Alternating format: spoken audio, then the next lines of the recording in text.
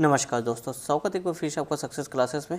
जैसे कि आपको पता है, हम लोग को जो विजन आईएएस का जो टेस्ट कंडक्ट कराया था सोशियोलॉजी ऑप्शन का, उसका देखो जो टॉपर्स ने टेस्ट दिया था उनके आंसर को हम लोग देख रहे थे। तो ये सृष्टि देशमुख की हमने एक कॉपी को, जिसमें उन्होंने 20 क्वेश्चन आंसर लिखे, वो सब कुछ हमने 20 क्वेश्चन को देखा किस तरह से उसका आंसर लिखा सोशियोलॉजी के परस्पेक्टिव से।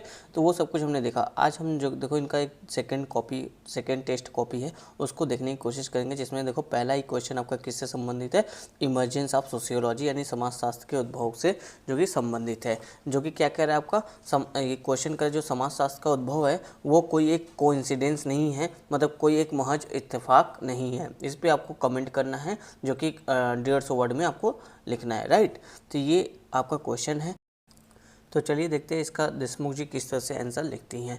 तो ये जैसे क्वेश्चन में पूछा गया कि समाजशास्त्र का उद्भव कोई इत्तेफाक नहीं है, उसी आधार पर जो कि अपना इंट्रो शुरू करती है। तो ये बताती है जैसे ऑल इंटेलेक्चुअल फील्ड, मतलब जितने आपके देखो बौद्धिक क्षेत्र के जितने भी विषय वगैरह हैं, मान लो जैसे जो अन्य विषय जैसे आपका साइंस वगैरह, जैसे फिजिक्स, केमिस्ट्री, बायो वगैरह है, तो उसी तरह बोले कि जैसे ये सभी जो कि बौद्धिक वर्ग के जो विषय हैं, इनमें देखो आपको डिसिप्लिन, अनुशासन वगैरह, जो कि इनकी जो अनुशासन की जड़ें कहाँ देखने को मिलेगी, वो सामाजिक व्यवस्था में ही देखने को मिलेंगी। उसी तरह ये बताया जाए कि उसी तरह जो समाजशास्त्र है उसकी भी जो जड़ें सामाजिक व्यवस्था में है, इसका उद्भव कोई एक इत्तेफाक नहीं है। देखो यहाँ बोला जाए कि not a nearly a coincidence, ठीक है। जिस तरह अन्य विषयों की जड़ें जो कि सामाजिक व्यवस्था में हमको देखने को मिलती है, उसी तरह जो आपका सोशियोलॉजी है उसका भी ओरिजिन देखो सामाजिक व्यवस्था की जड़ों से ही हुई है, ना कि कोई एक इत्तेफाक के रूप में। तो ये अपनी बातें बताती है। अब उसको प्रूव करने के लिए देखो यहाँ पे कुछ पॉइंट देती है।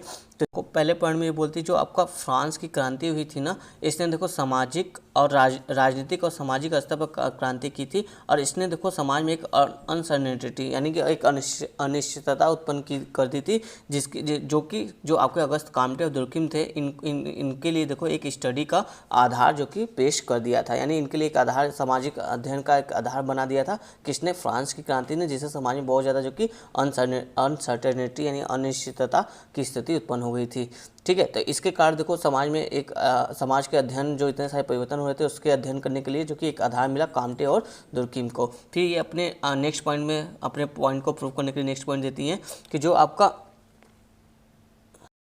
जो आपके साइंटिफिक डेवलपमेंट हुए थे, यानी जो वैज्ञानिक विकास हो रहा था, उसने देखो डार्विनवाद को, सिद्धांत को जो कि प्रस्तुत किया था, ठीक है। डार्विनवाद जो बताता है कि किसी जीव का जो मानव जाति है उसका इवोल्यूशन धीरे धीरे कैसे उसका विकास हुआ है, ठीक है। तो उसी आधार पर जो कि हर्बर्ट स्पेंसर भी इस आधार पे सोशल डार्विनिज्म यानी कि सामाजिक विकास की बात करते हैं, बताते हैं कि समाज का कैसे धीरे धीरे डेवलप हुआ है, हम आदिम समाज से आधुनिक समाज में किस तरह से पहुँचे हैं। यानी ये किसके आधार पर हुआ, जो आपका साइंटिफिक डेवलपमेंट हो रहा था उसी आधार पर इस तरह की बातें फिर निकलने लगी। फिर देखो बोला जाए कि आपका जो इंडस्ट्रियल रिवोल्यूशन था, यानी जो आपका औद्योगिक क्रांति था, इसने देखो एक बहुत सारी जो कोई इकोनॉमिक जो चैलेंजेस थे उनको जो कि समाज में लाना शुरू कर दिया था। यानी आर्थिक जो चैलेंजेस थे, वो आर्थिक चुनौतियां जो कि समाज में आने लगी, जैसे कैपिटलिज्म जो आपका पूंजीवाद था वो समाज में आने लगा, और उसने देखो जो लेबर वर्क था उसको कंट्रोल करना शुरू कर दिया था, जो कि एक सामाजिक चैलेंज के रूप में सामने हमको देखने को मिल रहा था। और साथ ही देखो शहरों में, अर्बन एरिया में देखो लोगों की जो जीवन स्तर थी वो काफ़ी पुअर थी। तो इसका भी कारण खोजने के लिए जो है कि लोग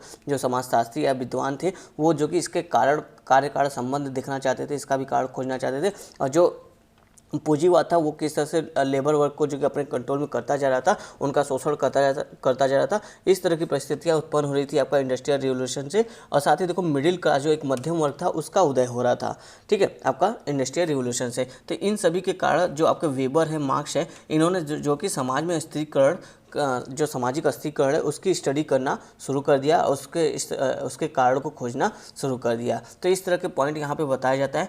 नेक्स्ट पॉइंट में ये बताती हैं, ये लिखती हैं जो आपका कॉमर्शियल रिवोल्यूशन था यानी वाणिज्यिक क्रांति थी, इसने भी देखो समाज में आपका व्यापार का एक बेहतर जो कि अनुकूलन परिस्थिति उत्पन्न किया। और साथ ही समाज में इसने देखो जो बौद्धिक वर्ग का उदय किया, रेमिनेंस यानी पुनर्जागरण का उदय करने के लिए एक अच्छी परिस्थिति का जो कि एक आधार तैयार कर लिया। और साथ ही देखो रैशनैलिटी यानी तर्क संगतता जो थी, संगतता उसको जो कि महत्व देना शुरू कर दिया समाज में। तो इन सभी के कारण देखो जो आपका समाज में परिवर्तन हो रहा था वो उनकी स्टडी करना जो कि स्वाभाविक हो गई थी। इस वजह से जो कि इस तरह से जो कि समाजशास्त्र का उदय होता है। तो इसलिए यहाँ पर ये बताती हैं अतः सोशियोलॉजी का जो इमर्जेंस है ना, उदय है, वो समाज में इतने सारे जो आधुनिक समाज के जो देखो मॉडर्निटी यानी आधुनिक समाज के जो इतने सारे चैलेंजेस वगैरह थी उन्हीं के रूट में जो कि समाजशास्त्र के उदय हमको देखने को मिलता है। यानी कि जो आधुनिक समाज की जो चुनौतियाँ थी उन्हीं चुनौतियों को देखने, समझने और अध्ययन करने के लिए जो कि समाजशास्त्र का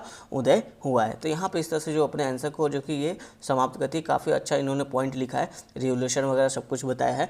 तो एक अच्छा आंसर है, आप कह सकते हैं। इसी तरह आप भी एक अच्छा आंसर लिखने की कोशिश कर सकते हैं। उम्मीद आपको ये समझ में आया होगा टॉपिक इमर्जेंस ऑफ सोशियोलॉजी। चलते हैं, मिलेंगे कल अगले क्वेश्चन के साथ नए क्लास में। धन्यवाद दोस्तों।